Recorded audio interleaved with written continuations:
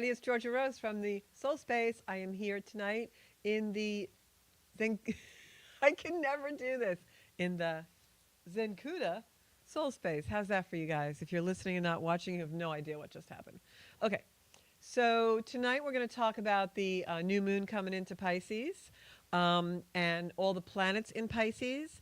And we're going to talk about a lot of the energy that we've been feeling these last couple of months with Mars retrograde and now going direct today.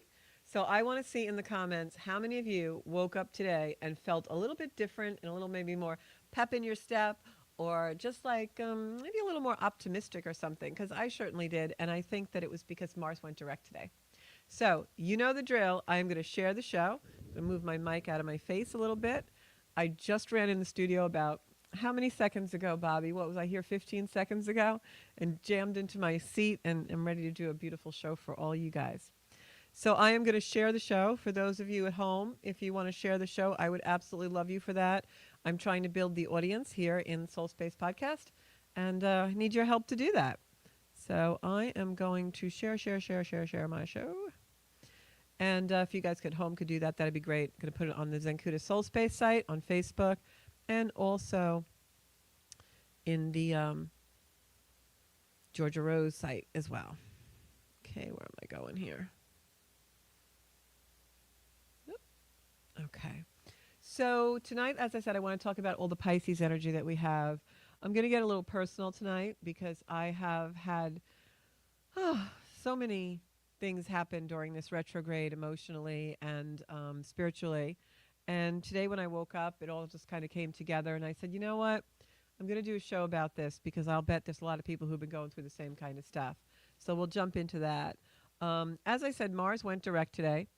And I felt it. Love to see in the comments if you guys felt it, because definitely felt that shift. I've been taking an astrology class with my mentor the last few weeks, and he's been going over a lot of the transits that are going to happen in 2025. So in the next couple of shows, I'll be going over that with you and giving you guys some tips and some strategies on how to really use the energy of 2025 to our advantage and come into our full potential. But you know what I'm going to do first on the show before I get deeply into the astrology and my own personal lived experience? I am going to go into the affirmations, Bobby. Let's do that first. So we'll get those out of the way because they're really important with the astrology. So let's go into the affirmations.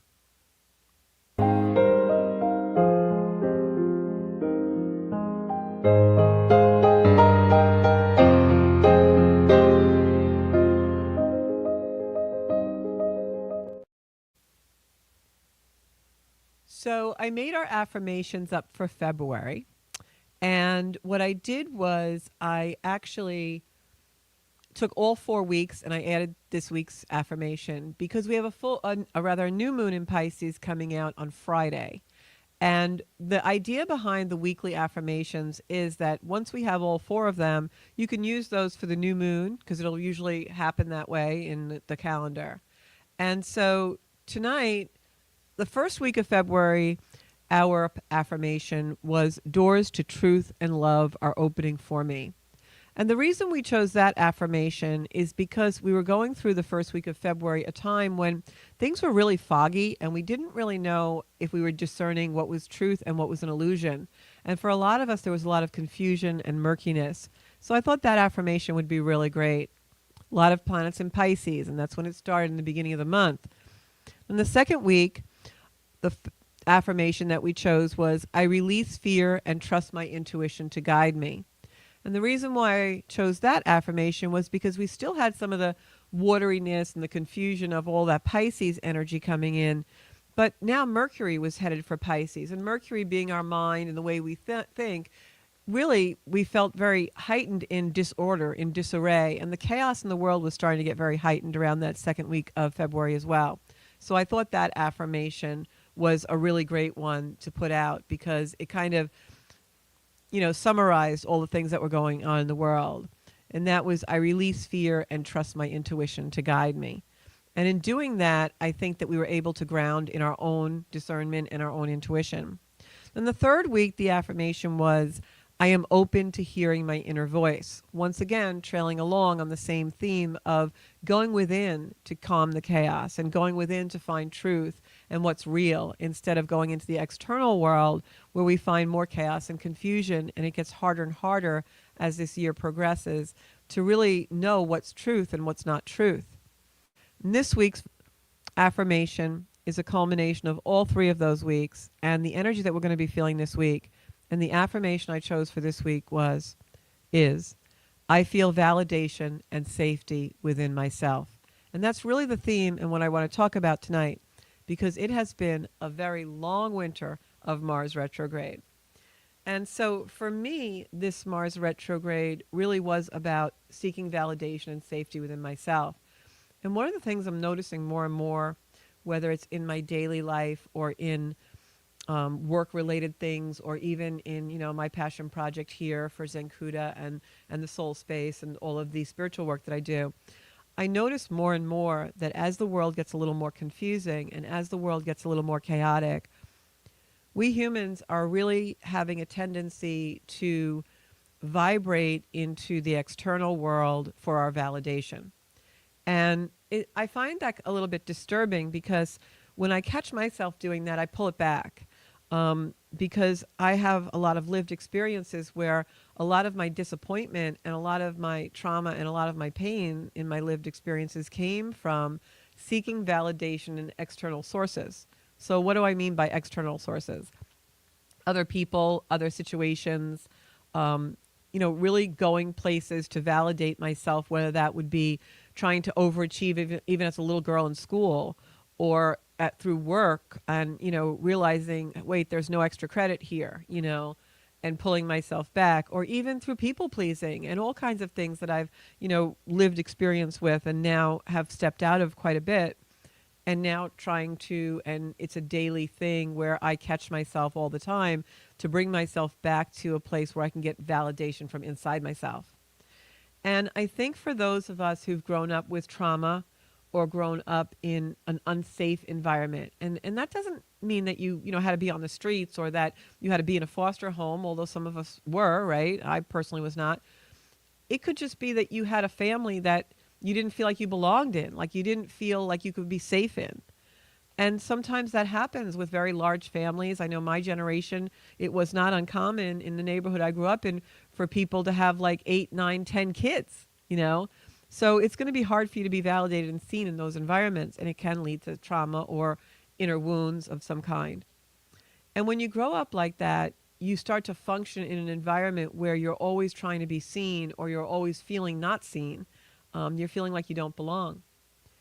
And that's really what this energy brought out in a lot of us. The Pisces axis, Pluto going into Aquarius. Pluto going into Aquarius is really revealing what's hidden, what's below the surface. It's revealing the things in our life that, we don't always want to look at, but that are going to come up. Because with all these Pisces planets, what's happening is that stuff we don't want to look at is being just dragged up from the depths. And so for me, when Mars went retrograde back several months ago, it was in my 7th and 8th house. And the 7th house is relationship, and the 8th house is transformation. So I'm going to tell you a little bit about my story the last couple of months. I hope you don't find it boring. I hope you find it interesting and maybe inspires you in some way to apply things in your own life and in your own lived experiences to change things and make them different, because that's really where this energy wants us to go. It's about finding and revealing things that are coming into our awareness that are the old ways that we used to behave or do things, or maybe seek validation or seek relationship or seek love or seek something. And now those patterns have been put in our awareness, they've been revealed to us, and we're really feeling like doing things a different way, especially with things like communication, connection, community, maybe in groups, and looking at where have I felt not validated, where do I seek my validation in the external world, and has that been a healthy pattern for me? And that's really what these last few months have been about. I'd love to hear and see your comments, because I think we've all really been going through this as a, really as a species almost, right? As human beings. And so I think that eventually this leads to more self-love for us, but I also feel like doing this work really brings us all to more love for each other. Because one of the things that I came across while doing this work and unpacking some of these things in my own life was a lot of people feel the same way I do. And even growing up in a family, like maybe I wasn't the outsider. Maybe everyone felt like the outsider and I just never knew it. And those are some of the things that came to light. And I think that in the reevaluation of the places where we have unhealthy patterns, what's come out for me during this long Mars retrograde winter is lessons in acceptance and diversity. And I'm going to get to that a little deeper in a minute, but I want to backtrack just for a few minutes and really talk to you guys about how the Soul Space podcast kind of came to be, what my intention for it is, because I think sometimes we do all these shows and we have guests on and we do all these things, but I forget to really go back and anchor in the intention. And the reason why I do the Soul Space and why this is a passion project for me is because what Soul Space is to me is the place within us that we are really at home. And we, in relation to what I'm discussing tonight, we try to find that home and that safety and that security in so many places throughout our life, through others that maybe the relationship really isn't healthy, through addictions, through consumerism, right? The new Porsche will make us feel better. Or I'll feel really good about myself sitting in this car. Or if I get this boat, my family's going to love me more, right? And all of these external things just leave us empty and disillusioned and dissatisfied.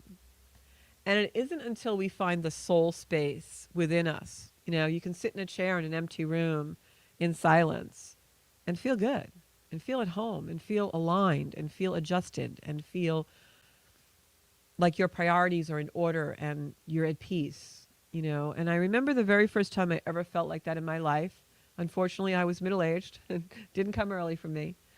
And I had finished a yoga class. And I was actually at a very tragic time in my life, suffered a lot of loss, was in heartbreak.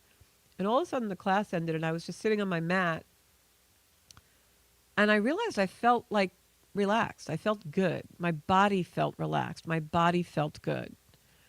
And I didn't really feel that feeling was familiar. It felt great, but it was a feeling I had never had. And I realized in that moment, like, I didn't feel any pressure. And I didn't feel like I had to be somewhere. And I didn't feel like I needed to do anything. And I felt like I was home.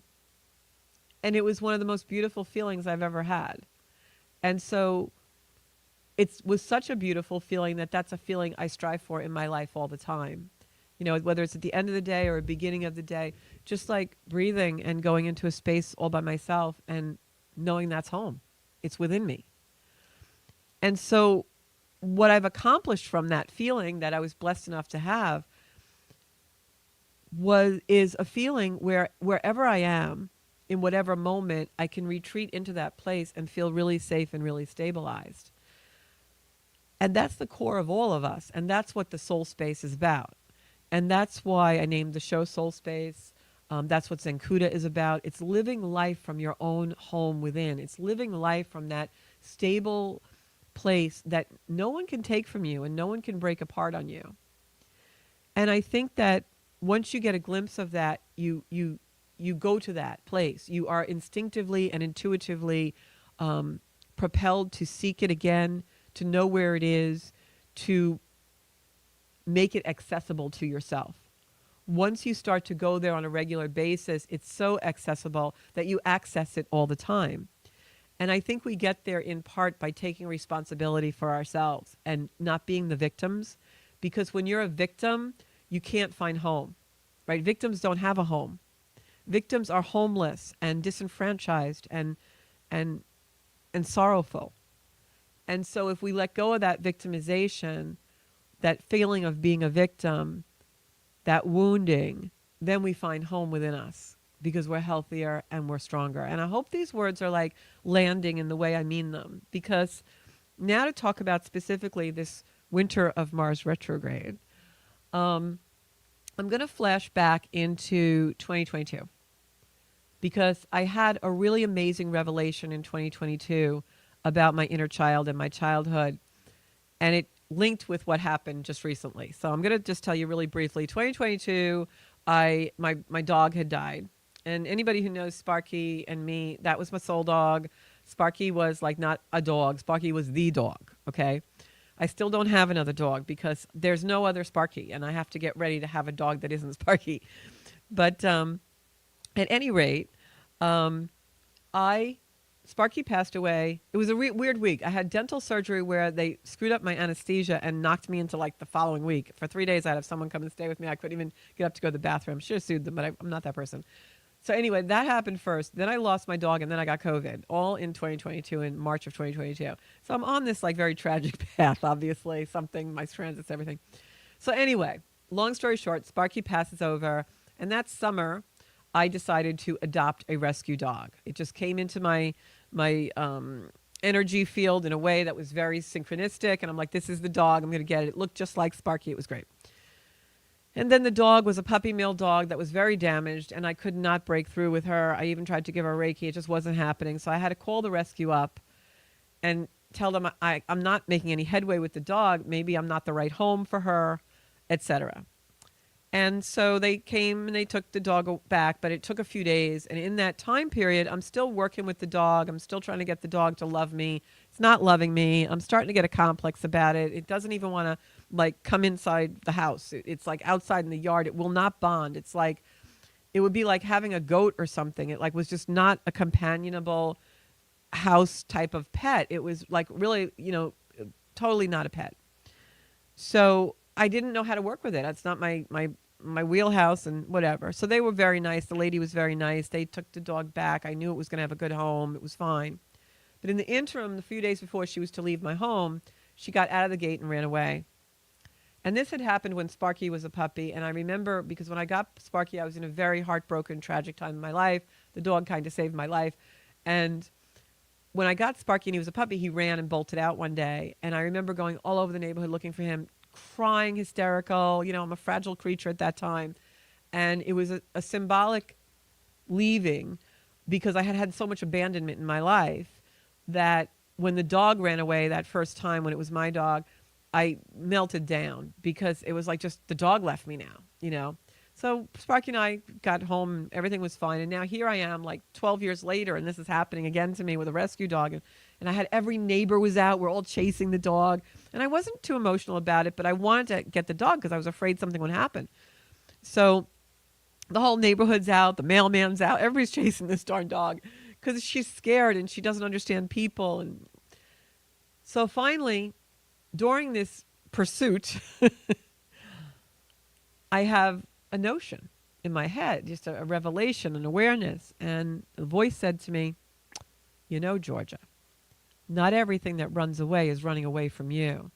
Maybe they're just running towards something that they need to thrive. And it was like this weight was lifted off me. And I realized that the dog was running away because she was frightened and she was running to safety, what was safe for her. It had nothing to do with me. The dog was not abandoning me. The dog was going to something that felt natural to them. So that was the first revelation I had in 2022.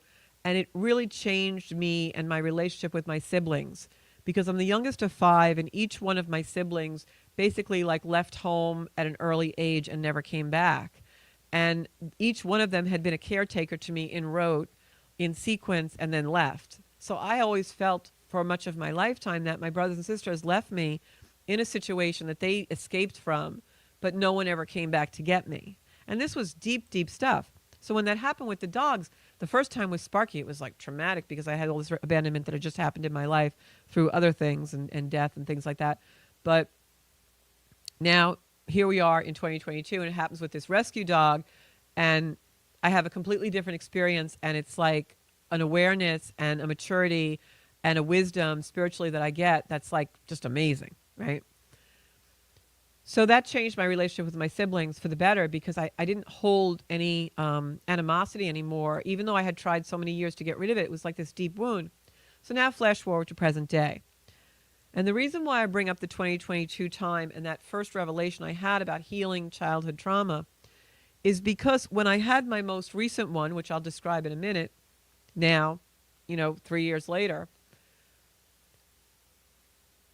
Neptune in Pisces is in the exact same place it was in my chart in 2022, along with other planets. It's like the same exact transit lineup that I had when that happened with the dog in 2022 and I had the first revelation now is being repeated in my chart now. And all of a sudden I have this other revelation, almost like I pick up a thread from 2022 and I'm like, wow, this feels so similar to 3 years ago when I had these deep revelations that healed me in some very strong woundings. Chiron is in the same exact place in my chart at 20 degrees Aries, opposite my Libra sun, exactly where it was in 2022. The planet of the wounding the heal, healing the wound, wounding the heal, healing the wound, the planet that brings us to a place of awareness in the deep wounds that we bring into this lifetime. And there were other transits too that are exact. It's like uncanny. And people say, why do you do astrology? Well, it's the medicine, babe. It is the medicine. So now we have this long Mars retrograde, and I'm feeling emotional. The last couple of months, I've been emotional. All the polarization that's going on in the world is like hitting me hard. I don't even want to go on social media. For those of you who follow me religiously on social media, thank you very much. But I haven't been posting. I've been putting the show up, and that's basically it. Maybe a couple of things here and there. I'm not writing and posting and doing things that I used to do because when I go onto social media, I've been attacked. I've been misunderstood. It's so heightened now. It's just not the platform I want to be on because I've been very emotionally sensitive about it. And I'm like, I don't belong anywhere. Story of my life. I didn't belong in the family I grew up in. Don't belong here. Don't feel like I belong there. Now I don't belong doing my work on this platform. It's just not working for me. And all of this started to come to a head because in 2025, I have 4 family weddings that I have to go to, some of which are out of state. All of them are out of state. Some close, some not close. And it just started bringing up all this stuff from family. And what came to light was I don't feel safe around my family of origin. I don't feel safe around my siblings. And I started to internalize this a lot. And the reason why I'm talking about this and being so vulnerable and sharing my story tonight is not to shine a spotlight on me. I'm not anything more special than anyone. It's because I feel like a lot of us probably have similar things, and I'm hoping to inspire everyone to reach a level of maturity so that you heal and no longer carry these things that are so heavy and so burdensome. So I start to feel like I don't belong anywhere. The Facebook polarity and all the heated stuff that's out there in the world was making me feel like I don't even know if I should be of this world. I think I should go on a planet somewhere. And then it boiled down. That was the macrocosm of the globe. We're seeing all this stuff. And then my microcosm is, our family unit. That's a community. And all these weddings are coming up and I have to travel and be in Verbos and Airbnbs and do all these things. And like, I'm getting anxiety and I'm not really comfortable. And why is that? I should be feeling so much love for these people, And so it comes to a head because I'm supposed to do a sister day with my 2 sisters. And I'm looking forward to it and I want to do it. But I have all this weird energy and anxiety. So I call up my older sister, the one who's closest in age to me, but she's still like 6.5 years older.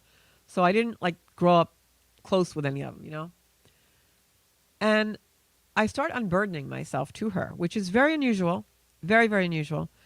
And I said, I'm feeling a kind of sort of way, and I just want to be honest with you and open because, one of my things these last several years has been I only have completely honest relationships. I don't bring any, authenticity to any relationship I have in my life ever, anywhere. Okay, I just don't. Because if you're going to have a good relationship, you got to be honest. And it makes me feel more comfortable. So I open up to her, I'm telling her things, and I said, I feel like I never belonged in our family, and I don't feel safe around anyone. And I'm really sorry to tell you this, but I've chosen to tell you because out of all our siblings, I have felt the most comfortable with you. But I feel like this, and I went on to go into detail and description about how I feel without reliving stories, and this one did this, and this one did that. No, this isn't a shame and blame game at all whatsoever. You got to rise above that stuff if you're ever going to heal. No shame, no blame. This is the way I feel. I'm just being honest. How can we fix it? How can we do something different so that this isn't the dynamic anymore? And she said to me, I've always felt that way too. I felt the same way. And we had this really great heartfelt discussion. And I realized that it's nobody's fault. And what I mean by that is it was circumstances. We grew up in a very chaotic house, all of us. There's 5 siblings. We always had a family member living with us that wasn't my parents, in addition to my parents. My parents didn't get along. My father was extremely disciplinarian, and I'm being kind. Was he abusive? Yes. Sometimes physically, yes. Verbally, always. My mom didn't cope well. She had a learned helplessness in her life and very bad depression at times.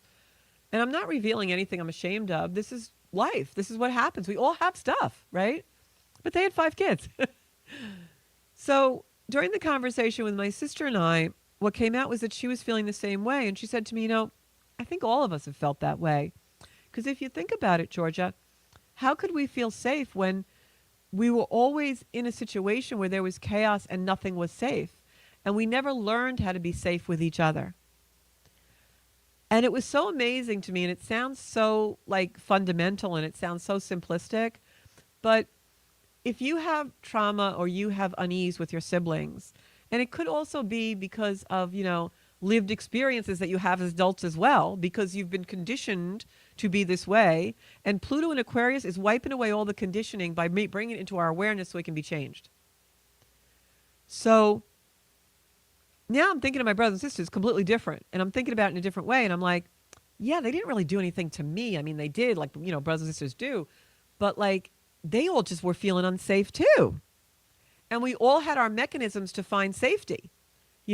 For some that was, picking on each other. For others that was, running away and getting married at 16 years old. For other, it was something for all of us.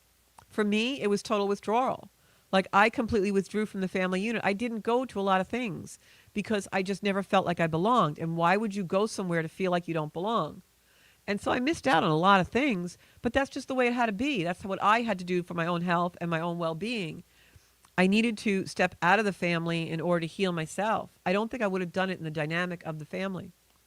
So we had this really great conversation, and since then I've been going over a lot of things. And I'm realizing the intentions wasn't to hurt me. Just like when I saw them fighting, their intentions weren't to hurt each other. We were all just looking to find a safe space and in our own mechanisms of how it felt safe for us and the complexes that we ran and the conditioning we did. And now I'm looking at my brothers and sisters with so much compassion and so much love. And it's come into my awareness so much that we're all struggling together. And instead of pushing against each other, well, I don't feel safe around you. Instead, we now kind of have developed this thing, and I had a nice sister day with my 2 sisters, and it's more or less are you comfortable doing this? How can we make you more comfortable? Is this comfortable for you? I'm feeling okay. How do you feel about this? And the other thing is, and this is the last piece of the puzzle, was we always feel really guilty and shameful when we think bad things about our mom and dad. And what I'm here to tell you is nobody's perfect. And, I don't have a mom and dad here on this earth anymore. They passed quite a while ago. And they had good points about them, but they really weren't good parents. And I always said, well, they did the best they could. But, we all have choices. And I think they could have done better. But I also think they lived in an age where their barometer for better wasn't what our barometer is. And they didn't run to therapists, and they didn't go to Reiki, and they didn't meditate, and they didn't do yoga, and they didn't have all these things on the internet and on YouTube for self-help. So maybe they did do the best they could, in their parameter. But my dad especially, I'm just going to throw out a word, not a clinical label, but he was a narcissist, and he had narcissistic tendencies. And what do narcissists do? They triangulate. They pin people against each other. They use everybody like a pawn on a chessboard. They do it unconsciously, but again, they do it trying to find their own safety, right? They don't feel safe anywhere. They feel they're going to be exposed, so they're constantly orchestrating. And I grew up in a home where a lot of times our parents pitted us against each other, my siblings and I, you know? And when I look back on a lot of the really harsh treatment that my dad did, I realized he was feeling unsafe when he thought we weren't controllable. And I can understand that. And I don't like have anger about that anymore. And I don't think, how could you have done that to a kid? Instead, now I think like, wow, the amount of fear and anxiety he must have had and not even known what it was, and have compassion for that. So this Mars retrograde in my seventh and eighth house, Cancer and Leo, guys, game changer. I will never forget the winter of my Mars retrograde 2025. And now today, Mars went forward. And that's why I decided to do this show. Because the whole purpose of retrogrades is to bring something into our awareness that we didn't see before so we can change it, heal it, make it better, and go on a new way. And that's Pluto in Aquarius, where it's going to be for the next 20 years. And it's going to reveal stuff to us like this, whatever that might be in your own life, in order for us to find the new way. And in that new way is the soul space. Now, like even whether it's I go for a sister day with my two beautiful older sisters, or I want to go to one of these family weddings, now it's I am going to feel safe because I have my own power and my own agency within me. And I don't need that external validation. Do they like me? Do they think I'm stupid? Oh, if I do that, it'll piss them off. Get rid of all that and go into your soul space, the place where you're safe and you're home within yourself, that calm and peaceful place, and respond from there. And it's going to be totally different because now when I think about going to a family wedding, I'm thinking about, I see them all so differently now, and I see things differently even in my own lived experience in my life.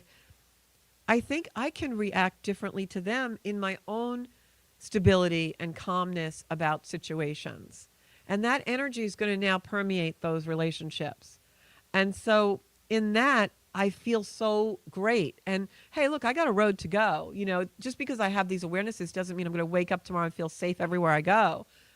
When you grow up not feeling safe and have lived experience in your life that have made you feel unsafe, it's very hard to get there. But the inner soul space is the way. The externals is not going to work. And I see it all the time now. I'm so aware of it. Like even certain influences that they got to stick a microphone in their face or a camera in their face for every single thing in their life, looking for that external validation because they feel unsafe. And if we're going to be safe, it's got to come from our own place of within. And that's what this whole year, 2025, is going to be about. A lot of things are going to go crazy on the earth. But if you have that soul space inside, you can navigate anything. And, think about that and think about like your own sibling relationships and your family relationships with parents or cousins or uncles or caregivers who were a little bit narcissistic or maybe a lot narcissistic. And there's going to be triangulation. They're going to pit two people against each other to cause this triangle because in that they're powerful. In that when everybody's running around chaotic, they feel powerful. That's what narcissist does. And I think my dad did that a lot with us kids and pitted us against each other, taking turns on each one. I also think that we were used a lot as pawns in the triangulation of my mom and dad's marriage. And sometimes I know even as a child myself, the way it played out was, I was the youngest in the house and I had a mom, a dad, usually a family member as an adult who was living with us at any given time, whether it be an aunt or grandma, and 4 siblings. So on any given day, I was being told what to do by 8 people, So I grew up in an environment where I wasn't encouraged to make my own decisions, certainly. So I still find myself oftentimes procrastinating or not wanting to make a decision and like looking for somebody else in the room to go first. And you wouldn't think that because I'm a very powerful and very stabilized person in my own personal power. I've found that. But those old conditioning still comes through. And in this year, 2025, there's going to be a lot of things that come through to bust out and break apart Pluto in Aquarius, that Aquarian energy, breaking apart the old habits, the old patterns that just no longer work. And in doing that, I think we have to find new paths. And that takes surrender. Like I literally, when I picked up the phone to call my sister and have that heart to heart with her, it was so out of character and something that would provoke so much anxiety within me. But I didn't feel that way when I dialed the phone, because prior to picking the phone up, I said to myself, you got to surrender to this if you're going to do it. If you're going to have this conversation, you've got to just surrender it. And so that was how it worked. And in doing that, the universe gave me a beautiful energetic connection there that helped me see things in a completely different light. And I think that a lot of times we fear retrograde planets. When a planet goes retrograde, it slows down. It passes over the same place in our chart 3 times, like this. And, you know, if you listen to pop horoscope and pop culture, well, retrograde's like, ooh, big whammy. No, they're meant to slow us down. They're meant to give us insight and introspection so that we can do the type of work that I just spent the last 4 months doing. Was not easy. I'm not even giving you too many details. I'm trying to give you a version that doesn't make it narcissistic on my part to like spill it all over the floor. But I have to give some kind of personal notation so that you get the meat of it and can apply things to whatever those issues are for you. Because I've had mentors in my life that held me that way and helped me and, you know, grabbed my hand and said, no, come here and look at this. And I'm hoping that the Soul Space podcast is a show that you come to that says to you, hey, look at this. Is this landing? Does this mean anything? You know, and what's your experience? Because I want something to land for me more too. And we're all kind of in this growth and this self-evaluation together, you know. And I think if we can get there, then what happens is we heal each other, and all that crazy polarity and all that stuff that's in the world ends. It stops. It becomes less important.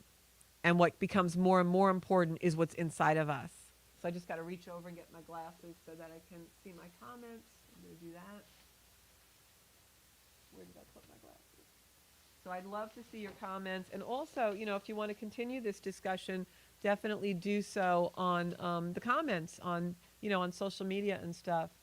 As I said, I have not been posting so much. I don't know where my glasses are now either. I guess it's not important. I cannot see those comments unless you can enlarge them in some way, Carmine. Maybe I can get them on the screen. No. And I really want to read them. I can't read them. I'm too far away. So anyway, I wish I could, because I know it's a big part of the show to have the comments. That's a little infuriating. But what can I say? Let me see if I can get them on. No, can't do it. Because when I go to the show feed, it's not working for me. All right. So I guess that is really what I wanted to talk about tonight. And the other reason why we have to really think about retrogrades is because Venus is going retrograde March 2nd. All right. But first I want to talk about the full moon, the new moon in Pisces that's coming in, because that new moon in Pisces is Friday. And that's going to heighten all the energy I was just talking about. And that's going to be an energy where some things really might come into your awareness. Right now, I just got to check my chart a second. Right now, just want to go here.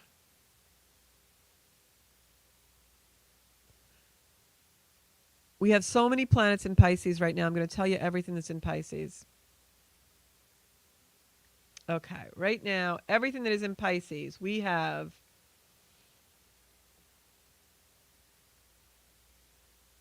this is not the chart. All day this has been happening. All right. I'm batting 1,000 here, Carmine. Why is it going there? Okay.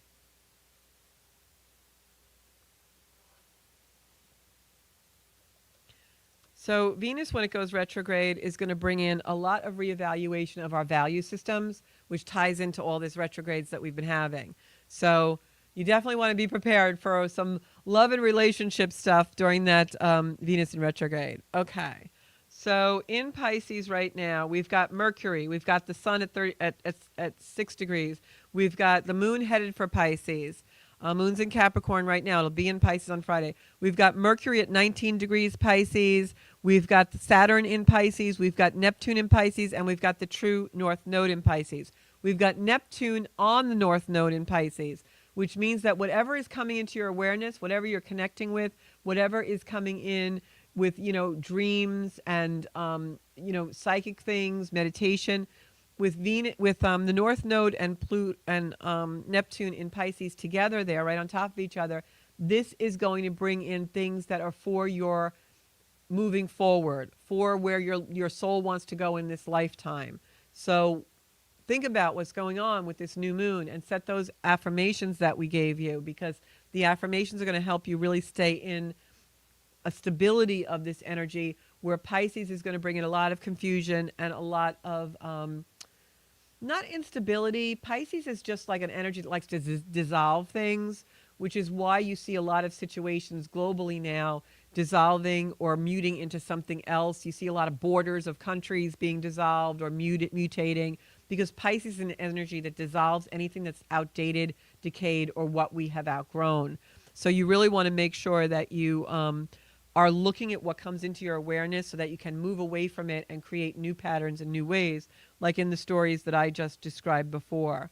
Okay, let me see this.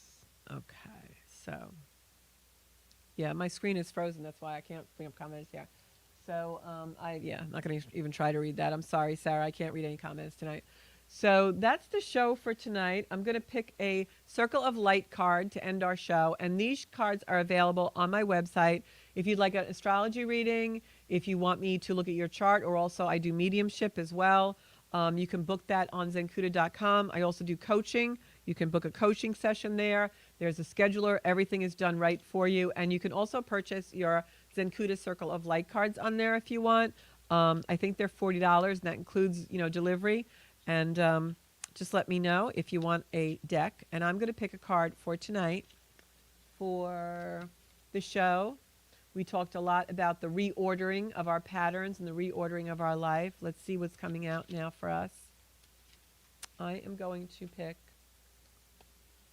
this card. Oh my gosh. It's number 12, which is my birth date. And it's sacred space. And all I've been talking about all night is our soul space. Sacred space. The soul space is a sacred space. And it says, light connects us to divine source. And I'm just going to read a little bit about what the excerpt is. And I opened right to it for that card. And it says, spirit is a source of light that connects us to divine power. And spirit to me is not just God or whatever source is. Spirit is also in us. It's what we bring to everything. It's our passion, what ignites us. Divine power is light amplified in sacred space. That's why when we meditate and we go within and we use a little introspection, that's why we find our stability there, because we're connected to divine light and we're connected to divine space. Divine power is light amplified in sacred space. You can access this light within you to bring great joy, wisdom, and abundance to your life. The light of your spirit can also bring communication from angels, guides, and Creator. We are all light beings, and spirit is the source of our light. You can enhance this by restorative solitude, meditation, yoga, and participating in things that make you feel joyful and aligned in spirit. So thank you so much for watching this evening. I hope you find your sacred soul space, and I hope you'll continue to watch me and support my work on Zencuda Soul Space on Facebook, on Zencuda Official on Instagram, and please, if you have not yet, subscribe to my channel on YouTube, Zencuda, and my website, zencuda.com, where you can book a reading. My blog is there, and all kinds of different things. We're going to be putting up events and doing community there as well. So thanks so much, everybody. I will see you next Monday at 7 o'clock in the Soul Space. We're going to be talking more about the new moon in Pisces that just happened, and Venus going retrograde next week. So I'll tell you all about that. Thanks so much. See you next week.